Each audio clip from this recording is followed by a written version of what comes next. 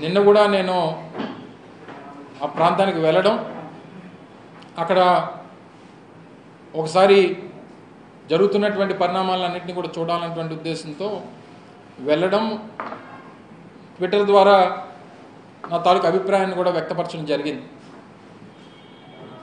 సరే, ఏదేమైనప్పటికీ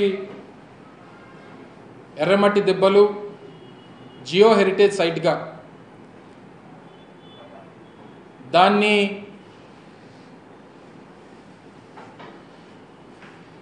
దానికి సంబంధించినటువంటి అక్కడ 2000 దాదాపు 3000 ఎకరాలు జియో హెరిటేజ్ సైట్గా ఎర్రమట్టి దిబ్బలు ఉన్నాయి. నేవీ ఐఎన్ఎస్ కళింగకు సంబంధించి దాదాపు 1000 ఎకరాల మేర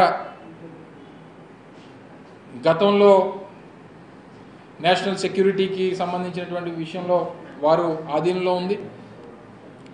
మిగిలినటువంటి ల్యాండ్ ఏదైతే ఉందో దాన్ని ప్రొటెక్ట్ చేయాల్సినటువంటి బాధ్యత ప్రతి ఒక్క పౌరుడి మీద ఉంది.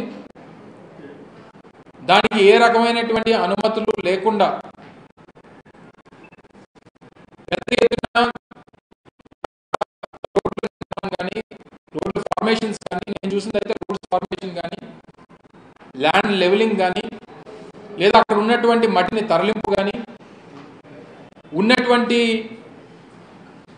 ఆ ఆర్కియలాజికల్ ఇంపార్టెన్స్ ఉన్నటువంటిది ప్రాపర్టీ ఏదైతే ఉందో దానికి సంబంధించినటువంటి వాటిని రిమూవల్ కానీ, లేదా సిఆర్జెడ్ నామ్స్కి ప్రకారం విరుద్ధంగా జరుగుతున్నటువంటి తవ్వకాలు కానీ ఇవన్నీ కనబడ్డాయి.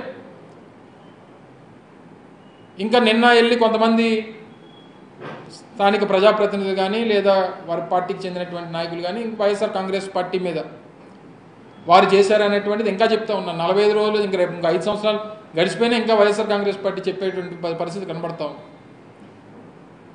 వాళ్ళు అధికారంలోకి వచ్చి 45 రోజులు అయింది, 45 రోజులుగా పని జరుగుతూ ఉంది.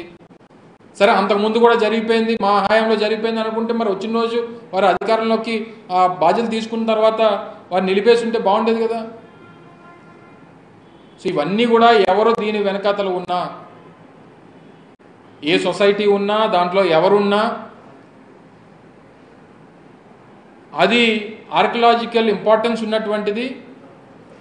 జియోలాజికల్ సర్వే ఆఫ్ ఇండియా ఇచ్చినటువంటి రిపోర్ట్స్ మేరకు ఆ జియో హెరిటేజ్ సైట్గా దానికి ప్రాముఖ్యత ఉంది, దాన్ని కాపాడాల్సినటువంటి బాధ్యత ఉంది. ఎట్టి పరిస్థితుల్లో ఏ రకమైనటువంటి అనుమతులు లేకుండా జరగడానికి వీల్లేదు. దాని వరకు అవసరమైతే ఒక పిల్ కూడా వేయాలనేటువంటిది, నేను వ్యక్తిగతంగా ఒక పిల్ కూడా వేయాలనేటువంటిది నా తాలూకు అభిప్రాయం. నేను వెళ్ళి చూసిన తర్వాత ఆలోచనకు రావడం జరిగింది డెఫినెట్గా. ఎందుకంటే గతంలో కూడా కొన్ని తొట్లకొండకు సంబంధించి ఆ పక్కన ఉన్నటువంటి భూములకు సంబంధించి కూడా కొన్ని